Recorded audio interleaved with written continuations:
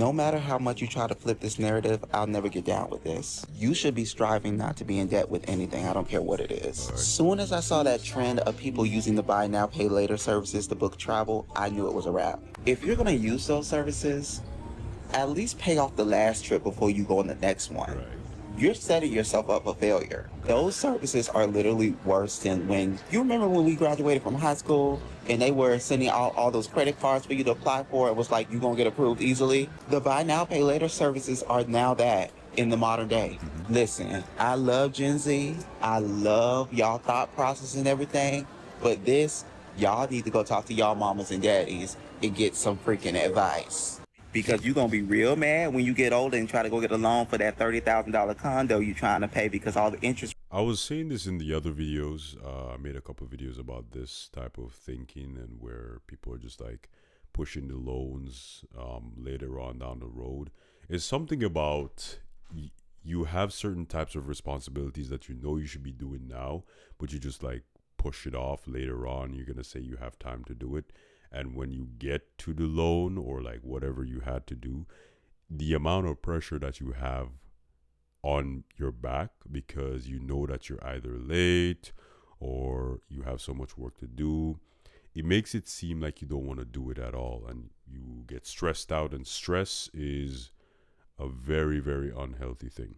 So you get it now, you have fun now, and then later on down the line, you realize that, yo, I ain't got nothing. I have nothing to my name. I buy all these things that depreciate, and then the next year when the new version comes out, I buy it again and then it depreciates. There's nothing that I own that appreciates in value. All the Coachella trips, what the hell? Coachella trips or like parties that you went to, they were amazing, but the stress afterwards is not worth it. A lot of these things are not worth your mental over. Trust me, it's not. Stress kills more people than you actually think. And when you accrue a lot of debt, the amount of stress is just out of this world, and people actually exit the world because of that stress. So keep in mind when you're thinking about the future. Another thing is that people on social media, they're saying like the economy is bad, the job market is bad, the cost of living is horrible, but like these are the same people who are going on trips every other week, and these are the ones that are saying that they're living it up and they deserve a vacation because they're so stressed, but not realizing that the source of their stress is them accruing all of this debt, them trying to alleviate their stress by taking out loans, which then compound their stress when they realize that they have to pay it off. It doesn't make any sense. It doesn't make any sense. And I wish some of us realize that. A lot of us think that debt is normal. It is not normal. It really isn't. Trust me, it is not normal. So before you go on that plane, before you buy that dress, think to yourself, instead of me buying that dress or going on that trip, I could buy something that could go up in value and then use the money gained from that asset to not use it. Like the money that you gain from it would pay for the trip for you. Isn't that a bit bigger flex? I think that's a better flex than you owing a whole bunch of money, you know? But that's just me. Rates went all the way down to the ground, and now people getting all the property for zero. Yeah, that's another thing. Look. Okay, a lot of people right now are saying like Trump destroyed the economy and like your economy, but like a lot of people realize that stocks that are like mutual funds that were worth like hundreds of dollars dropped to like 50. That's a discount, and the people who were waiting for years for like an opportunity like this can take advantage. When a crash happens, that's the best time to buy, not when the market is high. When a crash happens. So in all of this chaos that is going on with Mr. Orange, there's some good that could come out of it, provided that you are prepared for it. And being prepared is being financially responsible and putting yourself in a position where you can afford to purchase or take advantage of that opportunity.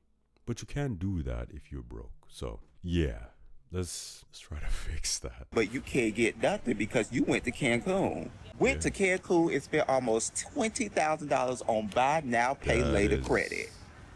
Where they do that at? So apparently 60% of Coachella GA ticket buyers use buy now, pay later. Y'all, we're I saw this and I was so sad when I saw it that 60% of the people who go to Coachella paid with Afterpay or like buy now, pay late, payday, pay later options. God, what time is it? Anyway, I think it goes back to what I was saying before, where a lot of people have doomer mentality, where they think they're not gonna live to see tomorrow, and then they live to see tomorrow or the next month, and they live to see the next month. A lot of people are just living it up in the now and not realizing that there's a future later on. Okay, so if you take away anything away from this video, if you're watching this and you're thinking about going on that trip, please keep in mind that there is tomorrow. There's a possibility of there being 5 years from now. And there's a possibility that that house that you thought you were never going to afford could be affordable in the future. It is possible. A lot of things are possible. Nobody thought the bat incident was going to happen. Nobody ever thought that could be a global lockdown because of a bat, but it happened. So if a bat can keep you inside, there's a possibility that you will live later on and live into the future. That's it. I'm gonna go to bed, bro. This freaking camera overheated.